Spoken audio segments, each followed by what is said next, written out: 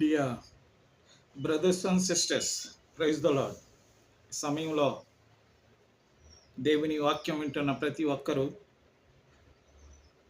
ఒక నిమిషం పాటు మీరు సావధానంగా వినవలసిందిగా నేను మనవి చేస్తున్నా. సబ్స్క్రైబ్ చేసి షేర్ చేయండి.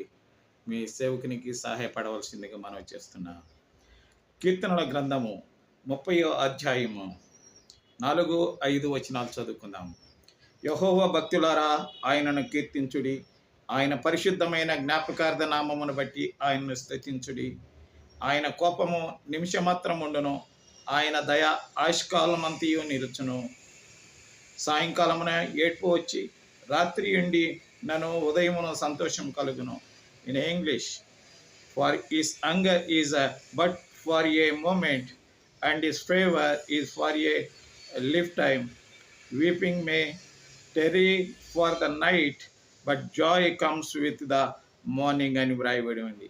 నా ప్రియమైనటువంటి సహోదరి సహోదరులారా, ఈ దినం ప్రభు మనందరినీ ఆయన దయతో, ఆయన యొక్క